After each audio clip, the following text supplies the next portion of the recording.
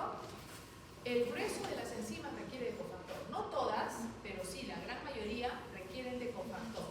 Y esos cofactores vimos que podían ser tanto inorgánicos como orgánicos. Y los orgánicos los habíamos dividido en dos subtipos, ¿no? Según su fuerza de unión. ¿En qué subtipos? ¿Cómo podíamos llamar ese cofactor?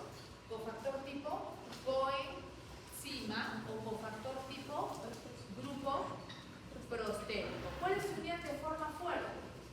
El prostético, los grupos, ¿no? Decimos la unión hacia la fuerza, imaginemos un grupo, ¿no? El grupo prostético. Mientras que las coenzimas se unían de manera más laxa. Otro subtipo de enzima que mencionamos eran las isoenzimas. ¿Se acuerdan las isoenzimas? Que algunas variantes de tipos de enzima podían tener estas características, ¿no? De tener varias formas isoenzimáticas. Donde esas varias formas de la enzima se diferenciaban en qué? En la estructura, pero tenían en común la función, ¿no es cierto? Que realizaban el mismo tipo de reacción. Y habíamos mencionado dos importantes utilizadas en el diagnóstico médico, ¿no? ¿Cuáles eran? Dos ejemplos. La lactato deshidrogenasa y la creatinofosfoquinasa, ¿no? Que habíamos visto la MB. Muy bien, eso estuvimos entonces señalando. También hablamos de que algunas enzimas se podían regular mediante inhibidores, ¿no? Y habíamos mencionado algunos inhibidores. Y ahora vamos a ver lo que correspondía a la cinética enzimática. La cinética enzimática es el área de la enzimología que se encarga de estudiar aquellos factores que me podrían modificar la velocidad de una reacción que está catalizada por una enzima, ¿no? ¿Y cuáles son esos factores? Los típicos ambientales, ¿cuáles? Temperatura, pH, muy bien, temperatura, pH, y por supuesto otros que definitivamente también están siendo estudiados allí son la concentración de los participantes, es decir, la concentración de la enzima y la concentración del sustrato, ¿no? Esos son los cuatro principales. Sin embargo, claro, por ahí alguien podría decir, profesora, pero también otro factor que me podría modificar la actividad de una enzima es, por ejemplo, la presencia del cofactor, para aquella que requiera de un cofactor, porque si no nunca va a estar activa, ¿no? Claro que sí, también habría casos particulares, pero solamente estamos hablando ahorita de los factores generales, ¿no? Que afectan a toda enzima. Y eso sería el efecto de la temperatura, el efecto del pH, el efecto de la concentración del sustrato y de la concentración de la enzima. Entonces, en esta parte es donde nosotros les decía, vamos a ver cómo es que se puede modificar esa velocidad de acuerdo a cómo modifico estos factores. Miren esta primera, no sé si tengo la otra.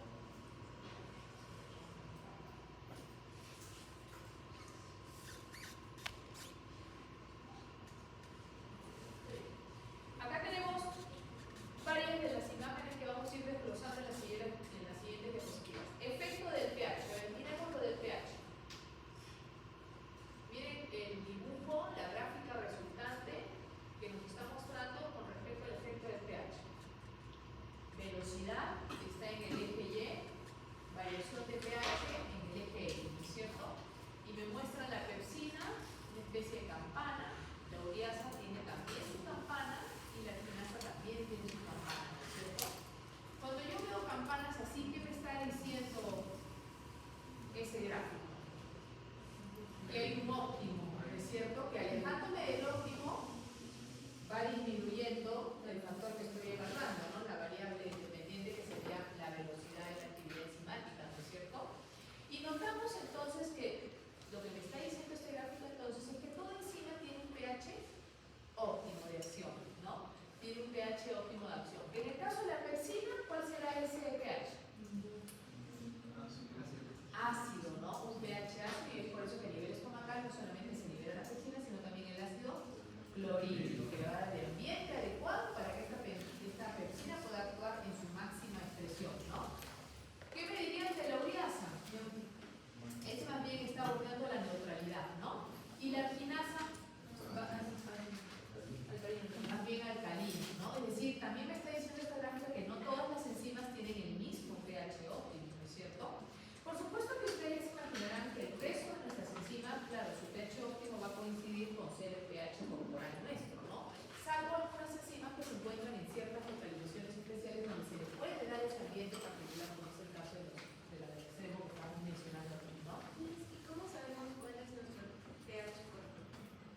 El pH lo podemos medir a nivel de la sangre y también se conoce el pH a nivel interno celular, ¿no? De la sangre está alrededor de 7,4 y a nivel del interior celular 7,2. O sea, la variación es mínima, ¿no? Utilizando otros equipos de medición de pHímetro, profesión.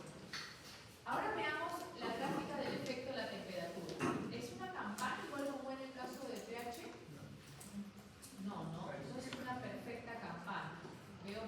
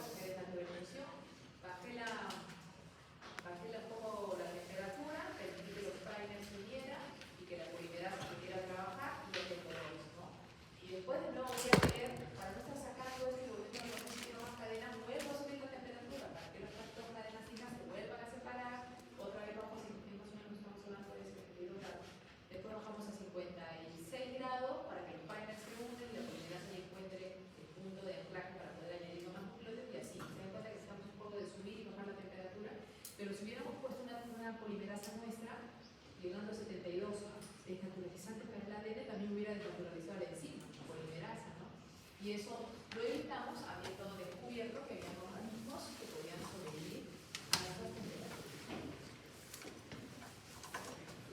Ya, ahí está entonces. Consideramos identificar el punto de la curva de temperatura óptima y ya posteriormente vemos el proceso de desnaturamiento. Si ven en estos gráficos, la variable dependiente va en el eje Y y la variable independiente, que voy a modificar, va en el eje X. ¿Ya? Por eso que para todos estos gráficos que vamos a hacer la próxima semana, el viernes, elegí que traigan papel milimetrado para el viernes, por favor. Entonces, siempre considerar la velocidad, aparece ahí, ¿ya? Por aquí estamos viendo esta imagen del efecto del pH. Muy bien, ahí también vemos el pH óptimo ya separadito, ¿no? Para la pepsina y para la tripsina. Tenemos acá la pepsina, el mismo gráfico que teníamos hace un ratito. Y aquí estamos viendo el efecto de, ahora, la concentración de la enzima sobre la velocidad de la reacción catalizada por una enzima, ¿no? Entonces, cuando miramos este resultado, miren, es una diagonal, ¿no es cierto? Esta rojita. ¿Qué me está diciendo un gráfico así? Directa proporcionalidad, ¿no? Que si yo aquí tenía separados mis cuadraditos, un cuadradito era 1, otro cuadradito era 2, igual acá, ¿no? 1, 2. Si yo aumenté 1, aumenté 1 para acá también. Si aumenté 2, aumenté 2 para acá también, ¿no es cierto? Si aumenté 3, 3. Y por eso esto, al unir los puntos, me está dando una línea perfecta, ¿no es cierto? Directa proporcionalidad. Y claro, se entiende, ¿no? Porque aquí, en una reacción enzimática, mi trabajador es la enzima, ¿no es cierto? Entonces, ¿qué digo?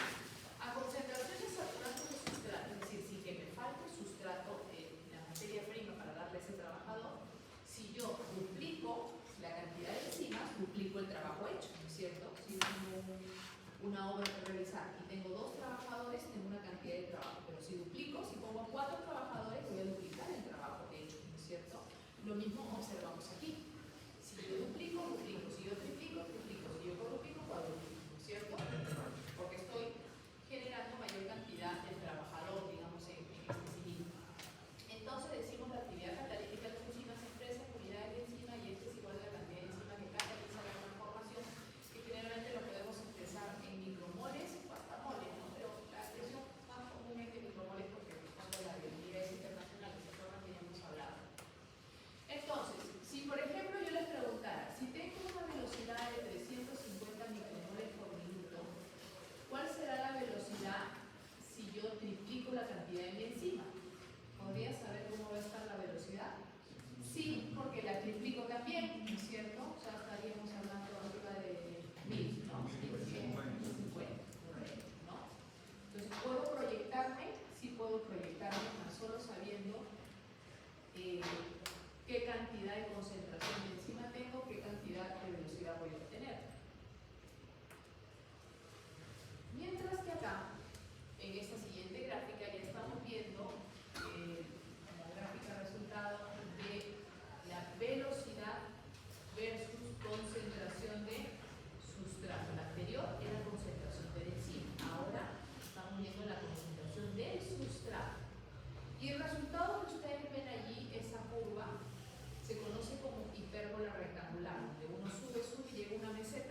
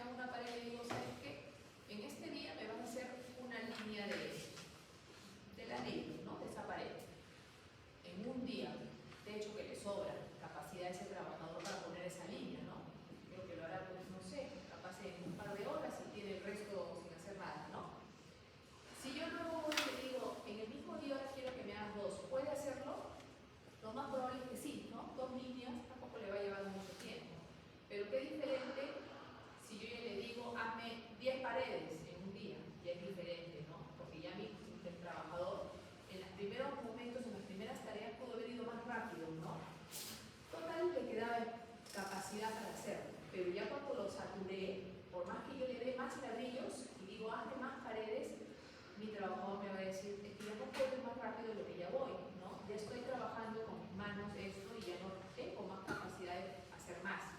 Lo mismo sucede con las enzimas. Sabemos que las enzimas se van a unir con su sustrato y van a catalizar una reacción. Puede ser que yo le dé demasiado sustrato y ya no tenga mayor capacidad de actuar sobre ese exceso de sustrato, ¿no? Y eso es lo que estamos viendo ahí, capacidad de saturación. Va a haber un punto que por más que yo le dé más y más, es decir, hasta acá llego, ¿no? Ese es mi tope máximo de velocidad, ya no puedo más. Entonces, de esta gráfica nosotros podemos sacar la velocidad máxima, ¿no es cierto? Porque si yo obtuve datos de cómo estaba a tales concentraciones la velocidad y enfrenté esos datos y acá contenían puntos y luego uní esos puntos, obtuve este hipérbolo. Luego yo me fijo cuál es el tope máximo, con una reglita lo llevo hasta tocar mi eje de velocidad y el valor en que choque exactamente equivaldría a mi velocidad máxima, ¿no es cierto?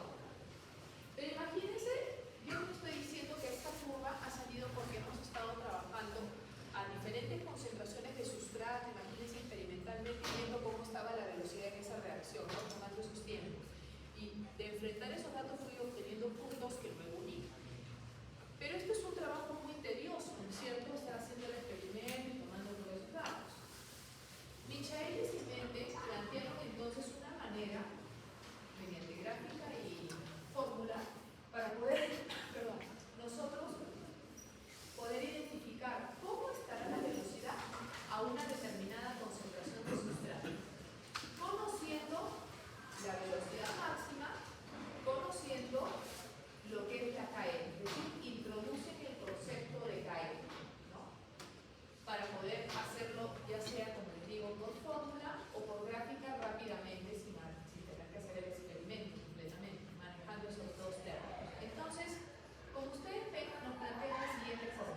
La velocidad inicial, o V1 como lo han puesto acá, será igual a la velocidad máxima multiplicada por el factor que ellos están evaluando. Ellos se centraron en evaluar el factor concentración de sustrato, vuelvo a señalar, no pH, no temperatura, no concentración de la enzima, concentración de sustrato. Entonces, en la fórmula se repite eso si se dan cuenta, ¿no?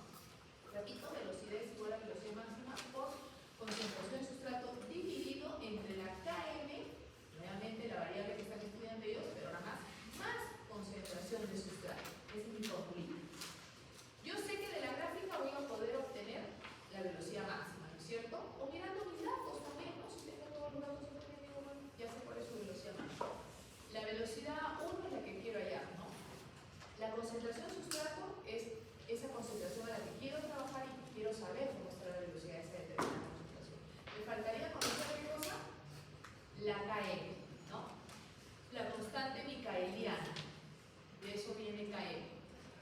Entonces miremos en el gráfico qué cosa es la KM. A ver, miren qué cosa es la KM. Ahí abajito me la han puesto, ¿no? En la parte baja dice KM.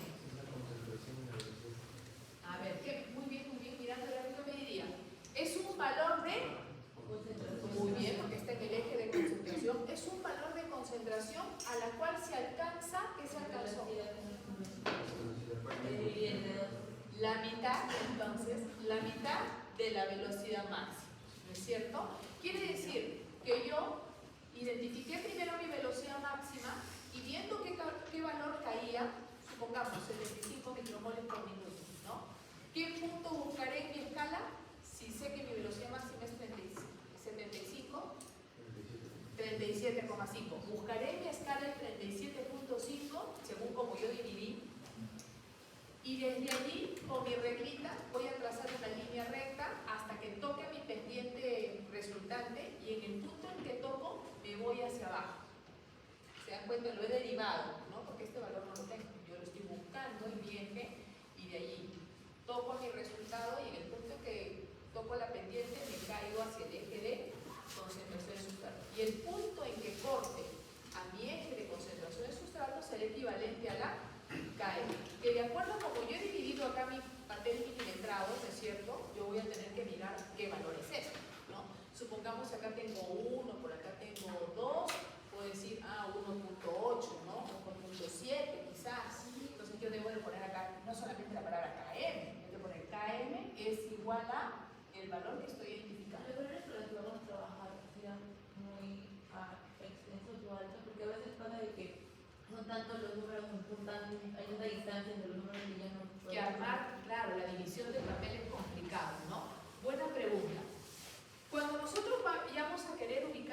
KM, para poder aplicar esa formulita, ¿qué parte del gráfico me interesa? ¿La primera parte o la parte final? ¿Dónde está cayendo la KM? La primera parte. Entonces, cuando yo tenga todos mis datos que voy a enfrentar, ¿no? Y que voy a poner puntos, y aquí mis puntos me sale esto, ¿me interesa trabajar con los puntos más lejanos? ¿Con los datos más altos, digamos? No, ¿no es cierto? Me interesa trabajar con los primeros datos porque de aquí es que yo voy a proyectar.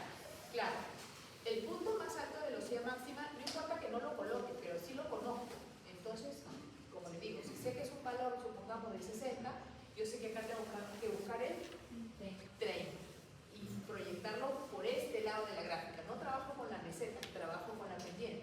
Entonces, cuando nos den los datos, efectivamente, como dice su compañera, vamos a encontrar datos que pueden ser desde muy chiquititos hasta muy grandes, ¿no? Y como mi escala, profesora, se tengo que ubicar datos de 0,1, 1, por ahí 0,92, y también tengo mi dato 100, 900, 800. Imagínense cómo hago mi escala, profesora. ¿La hago de 1000 en 1000? ¿No? ¿La hago de 100 en 100? ¿La hago de 10 en 10? Entonces no se preocupen ahí. ¿Qué vamos a hacer?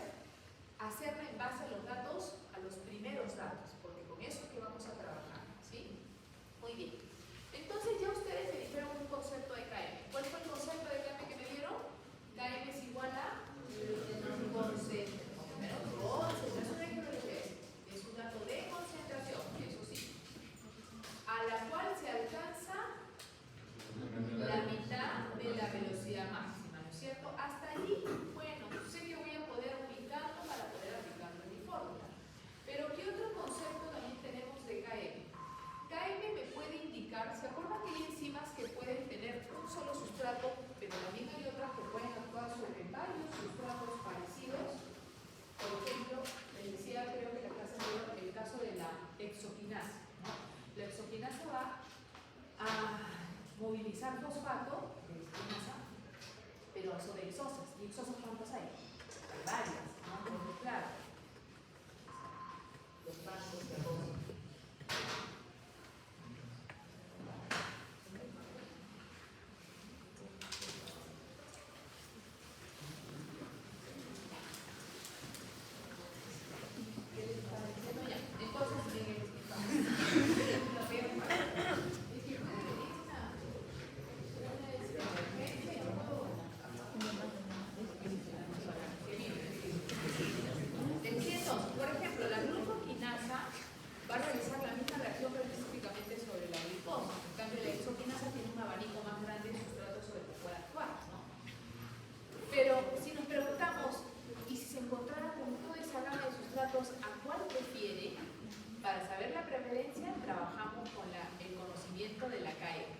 Porque esa enzima, para cada sustrato va a tener una KM, para cada uno de esos sustratos propios va a tener una respectiva KM. Y ahí vamos a decir entonces que la KM es un dato que me habla de la afinidad que tiene una enzima por un sustrato dado.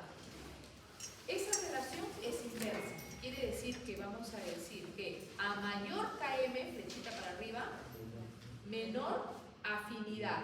¿Sí? Cuando la KM es más alta, a mayor KM, menor afinidad, me está hablando de una relación inversa, ¿no es cierto? ¿Y tiene lógica? Sí, porque hemos dicho que KM es un dato de concentración. Entonces lo que estoy diciendo, por lo que acabo de señalar, que a menor KM, mayor afinidad, entonces me está diciendo que a menor concentración obtengo mayor afinidad. Excelente, ¿no? En cambio, con otro sustrato, capaz tuve que poner mayor concentración para encontrar la misma formación de complejo enzima-sustrato. ¿Se dan cuenta? Entonces, ¿tiene lógica que la relación sea inversa? Sí, porque KM es un dato de concentración. Ahorita en la imagen siguiente lo van a entender quizás un poquito mejor. Pero vamos viendo acá entonces la formulita, ¿no? Y un ejemplo, me dice, una enzima X puede actuar sobre los sustratos A, B y C. La KM para cada caso es, para el sustrato A, su KM es de 0.0035 moles. Para el sustrato B es 0.018 moles.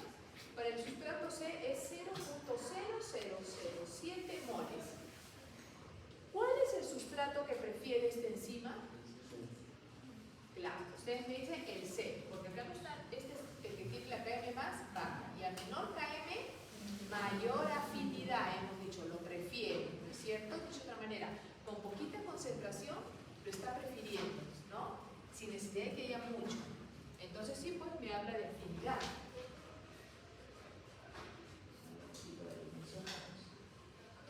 Y acá podemos verlo en gráfica, que es sobre todo les estaba mencionando, quizás que lo entiendan un poco mejor, ¿no?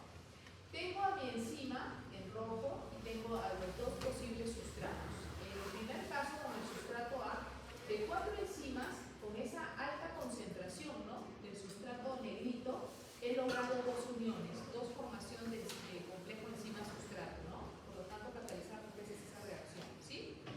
En cambio, miren a la derecha, la misma enzima, pero en presencia del sustrato B, que es el amarillito, también logré unir dos, o sea, formar dos complejos enzima-sustratos, el mismo resultado, pero con una concentración más baja, ¿no? Entonces se entiende que va de la mano con lo que estamos señalando de la relación inversa que tiene la KM con respecto a la afinidad. Menos concentración y estoy obteniendo un resultado más práctico, no más cómodo, no tuve que utilizar tanto. Hipersensibilidad al alcohol. Ocurre cuando pequeñas cantidades de alcohol causan a las personas estrucción facial y taquicardia. Algo que se ha visto, por ejemplo, en el caso de personas japonesas, ¿no?, que toman un poquito de alcohol y se les sube los colores, le arde la cara, le cae mal el alcohol, ¿no? Se ha visto que aquí el detalle está en enzima acetaldehído de deshidrogenasa, que tiene dos formas. Hay una de KM elevada y hay una de KM baja. Ahí estamos viendo en qué tipo de proceso participa la alcohol deshidrogenasa. Como ustedes ven, en el metabolismo del alcohol participa la alcohol deshidrogenasa en primer lugar en la conversión de etanol a acetaldehído, luego actúa el acetaldehído deshidrogenasa que estamos mencionando, que puede tener dos formas, y lo convierte el acetaldehído en ácido acético, y luego finalmente actúa una acetilcoenzima sintasa que a partir de ese ácido acético forma acetilcoenzima A. Acetil que posteriormente se puede derivar hacia el ciclo de Krebs o también, como es precursor para la síntesis de ácidos grasos, puede irse hacia ese otro destino. Entonces, con una isoforma vamos a encontrar que el proceso de unión de la enzima a su sustrato va a ser más adecuado y va a ser rápido el metabolismo y va a desaparecer ese compuesto que acumulado nos puede dar esas sensaciones. Y en el caso de la otra isoforma, que ya no tiene tanta afinidad, muchas de las moléculas no llegarán a unirse de esos sustratos, ¿no?, que queríamos, del acetaldehído, no llegarán a unirse a la enzima y ese acetaldehído se va a derivar a otros subproductos que van a causarle esa incomodidad y ese malestar, ¿no? Por eso que hay personas que metabolizan mejor, que les cae mejor el alcohol y otros que les cae peor, ¿no? Por eso me dice un amigo que dice, uy, que tome y no le pasa nada, ¿no? Le siente para así. En cambio hay uno que toma y ya le está en la cama, todo el estómago, que le duele la cabeza y toma de gratis, ¿no? ¿Es verdad que cuando ya no les afecta el alcohol de su hígado o algo está peor? Cuando no le afecta, no necesariamente, porque dependiendo de qué tan valorado esté, al contrario, ¿no? Lo que pasa es que el cuerpo se adapta a veces a no dar manifestaciones por fuera, pero por dentro el daño se sigue realizando y va a llegar un momento en que de repente el paciente es cirrosis y aparentemente no le caía mal, ¿no? Dice la persona, uy, toma y no le pasa nada. Aparentemente uno dice no le pasa nada, pero sabemos el daño que hace el alcohol a largo plazo, ¿no? Pueden generar hasta pancreatitis, deteriora órganos, afecta los procesos vitales, en realidad afecta el alcohol, entonces no deberíamos caer en eso, ¿no? Sobre todo ustedes que son estudiantes de medicina, que saben, no concibo que un médico fume, ¿no? Sabiendo, tiene toda la base, ¿no?, de daño que hace el cigarro y fume.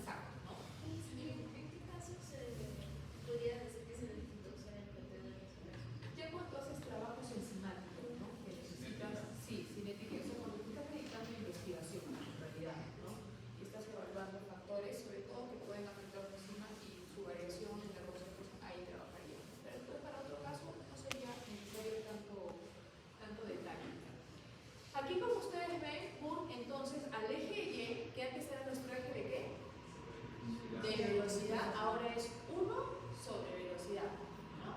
Mi eje X, que antes era mi eje de concentración de sustrato, ahora es 1 sobre concentración de sustrato. Quiere decir que todos mis datos que yo obtuve de velocidades con respectivas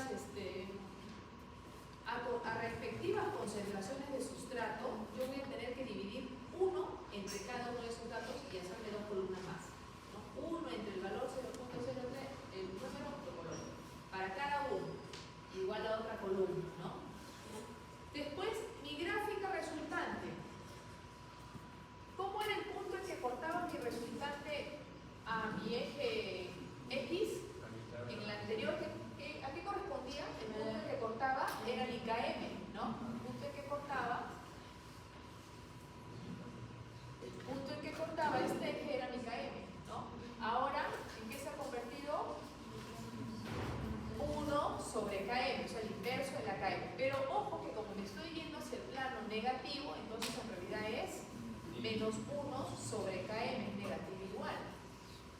Pero miren los datos. ¿Dónde yo puse mis datos? ¿Dónde encontré mis datos? Tanto de concentración, inverso de concentración con inverso de velocidad.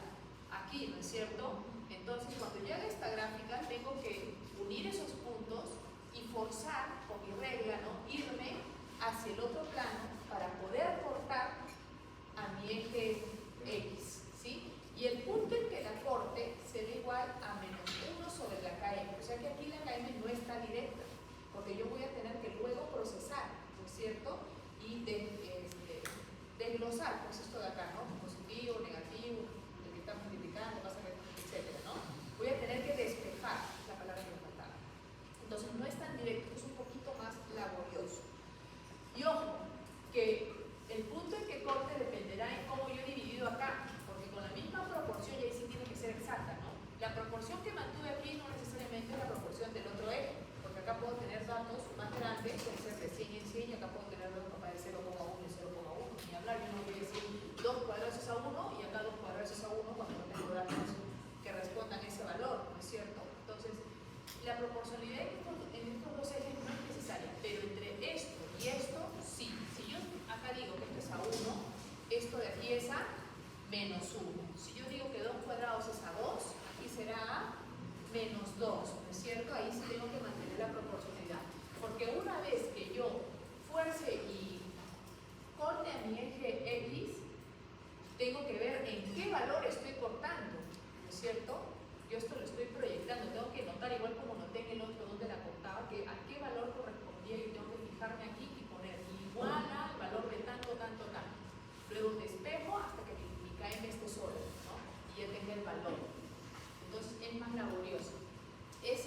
La pendiente es igual a KM sobre velocidad máxima y el punto en que cortábamos al eje X, perdón, Y, era, cuando cortábamos al eje Y, ¿qué cosa era? Mi velocidad máxima, ¿no? Entonces acá será 1 sobre velocidad máxima. Lógicamente la fórmula también se invierte, entonces diríamos 1 sobre velocidad inicial es igual a KM sobre velocidad máxima por 1 sobre concentración de sustrato, por lo tanto esto está multiplicando arriba, ¿no? En la otra fórmula, más 1 sobre velocidad máxima. Pero como les digo, esta fórmula no se suele utilizar, más utilizamos la otra, que es la más directa, porque casi siempre se hace con el proteo simple más que con el inverso. Muy bien. Y también es importante entonces, como factores que pueden afectar una reacción enzimática, la presencia de inhibidores, ¿no es cierto? Porque estos podrían entonces afectarme la funcionalidad de ese enzima. Y a los inhibidores los podemos clasificar en inhibidores irreversibles y en inhibidores reversibles. Como ya su nombre les está indicando, los inhibidores irreversibles son aquellos que una vez retirados del medio donde estaba la enzima no va a recuperar funcionalidad. Es decir, su interacción con la enzima al parecer ha modificado el sitio activo de la enzima y ya no puede recuperarse, ¿no? Como es el caso de la iodocetamina para el caso de azufre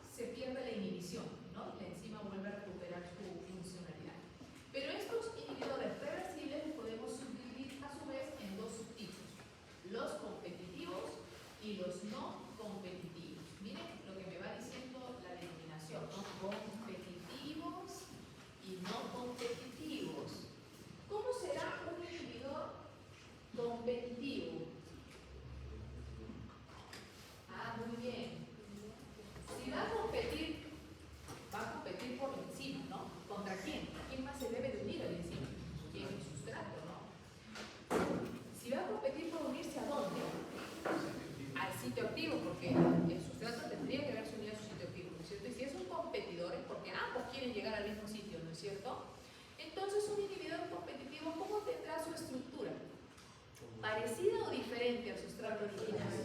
Muy parecida, ¿no es cierto? Son entonces inhibidores que se parecen mucho al sustrato original que tienes encima y es por eso que compiten por su unión al sitio activo. Si ganó, si llegó primero, ya el sustrato no va a poder unirse, definitivamente inhibe la reacción, ¿no es cierto? Muy bien. En cambio, el inhibidor no competitivo, sabemos que es un inhibidor, es decir, que si se une la enzima me la va a inhibir, pero entendemos entonces que no se va a unir al sitio activo, por lo tanto, se une a un sitio diferente del sitio activo y no se parece al sustrato original de esa enzima, ¿no es cierto? No se parece al sustrato original de esa enzima. Esto es lo contrario del grupo, claro. El competitivo sí se parece y va a querer ir a ese sitio. El de acá no. El de acá que le interesa que el sustrato se una al sitio activo porque ahí no es mi sitio, ¿no? Y yo igual voy a llegar, me voy a unir a la enzima, igual la voy a inhibir. A expensas de que se haya unido el sustrato. Pero ya no se va a poder dar la reacción porque la enzima está inhibida, ¿no? Entonces, acá ejemplos de inhibidor competitivo, el malonato para la deshidrogenasa succínica, que es una enzima que participa en el ciclo de Krebs. Y tenemos el cianuro, que es un agente utilizado frecuentemente para envenenamiento, ¿no? Para causar muerte, para el caso de la citocromoxidasa, un componente de la cadena transportadora de electrones. Es decir, que bloquea el proceso de respiración a nivel del último componente de la cadena. Y en el caso de los reversibles, competitivo y no competitivo, ¿qué podría decir que son más como molesto o el que más causa problemas? Es que en realidad los dos, porque finalmente, y hasta los tres, ¿no? Pero claro, el otro ya es más extremo porque ni retirado lo voy a poder recuperar. Pero los dos, porque los dos terminan generando la inhibición, que es mi problema básico, ¿no? La manera como lo logre al final no me va a interesar, sino que me está inhibiendo la reacción. Así que los dos son igual de complicados. Ahí estamos viendo, entonces, a ver, miremos las imágenes. Un inhibidor competitivo, claro, le veo la forma parecida, ¿no? No es idéntica, pero bastante parecida al sustrato, mientras que acá estoy viendo un inhibidor no competitivo, no se parece en nada al sustrato del plomo y es más en un sitio diferente, ¿no? Veamos una comparación entre la inhibición competitiva y la inhibición no competitiva en estas gráficas de endotelio simple, ¿no? ¿Cómo observaríamos el efecto de la presencia de estos respectivos competidores? Decimos que, a ver, miremos primero el gráfico, antes de ver la tablita, ¿ya? Acá estamos con el competitivo. Esta es mi hipérbola normal, ¿no es cierto? Rectangular, y acá estoy viendo cómo se modifica esta gráfica cuando está el inhibidor competitivo. ¿Qué me dirían? ¿Se alcanza la velocidad máxima? ¿Se alcanza la velocidad máxima? Sí. ¿La KM permanece igual? No. La KM se modifica, ¿no? Se modifica la KM, claro. ¿Y se entiende por qué se modifica la KM? Sí, pues, ¿no? Porque ¿cómo podría superar, claro, cómo podría superar una inhibición competitiva? Si yo pongo más del participante que quiero que gane, ¿no es cierto? ¿Quién sería mi participante? El sustrato, ¿no? Aumentando la concentración del sustrato podríamos superar la inhibición. Un botón voy a poner, ¿no? Para facilitar que sea el sustrato original el que logre unir, ¿no? Entonces, lógico, la KM, que es un dato de concentración del sustrato, al cual además la mitad de la velocidad máxima se va a ver afectada, definitivamente, ¿no? Por eso es que se modifica. En cambio, veamos la otra. La otra, por lógica, ¿se superará aumentando la concentración del sustrato original? No, porque a ese inhibidor no le interesa el sustrato, ¿no? Tiene su propio sitio de unión. Puede poner 1000, 2000, se unía a su sitio activo, pero no me afecta en la otra parte donde yo me uno, ¿cierto? Entonces no se supera aumentando la concentración del sustrato. Y miren la gráfica. ¿Qué me dicen de la KM? La KM no se modifica, ¿no? Porque en realidad no tiene nada que ver, como les digo, la concentración del sustrato con la concentración del inhibidor, ¿no? Igual no se unen al mismo sitio. Entonces, vean los resultados de las gráficas son diferentes, ¿no? Son al revés. Sí, exacto. Antes la misma, ¿no? ¿Ya?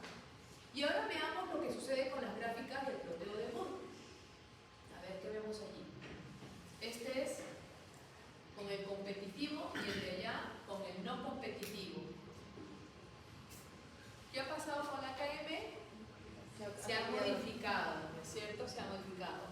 ¿Cuál era el punto que cortábamos al eje Y? Era la velocidad máxima. ¿Se alcanza la velocidad máxima? Sí. Sí se alcanza, ¿no? Los dos llegan al mismo punto. Acá, en el caso del no competitivo, ¿qué vemos? No cambia la KM. Muy bien, la KM es la misma, pero ¿se alcanza la velocidad máxima? No. No se alcanza la velocidad máxima, ¿no? Y también existen los llamados inhibidores acompetitivos. Los inhibidores acompetitivos son inhibidores que su acción también es reversible, por eso están en el grupo de lo que acabo de mencionar. No se unen al sitio activo tampoco, como el caso del segundo grupo que mencioné, pero su efecto es que, o sea, no imposibilitan que el sustrato original se una al enzima, pero lo que van a bloquear es que se puedan desunir, que el sustrato se pueda liberar.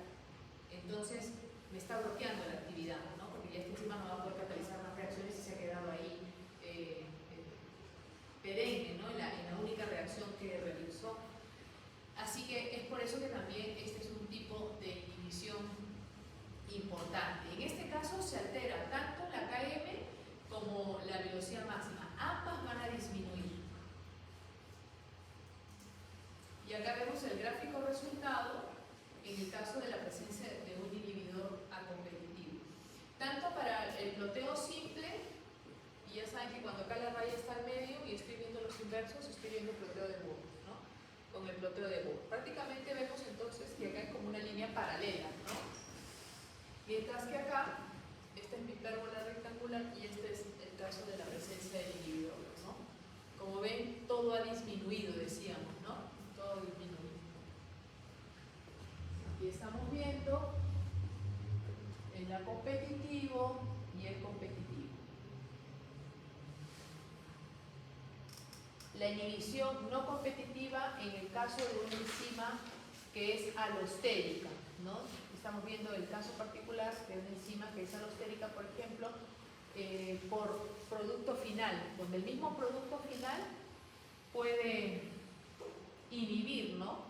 Este es un mecanismo que se conoce como feedback o retroalimentación, donde el producto final puede actuar como inhibidor. Es como que le está diciendo a la vía metabólica, me estoy acumulando, quiere decir que no soy necesario y yo mismo me encargo de bloquear la vía, ¿no? Es una medida bastante efectiva que tenemos en varias vías metabólicas.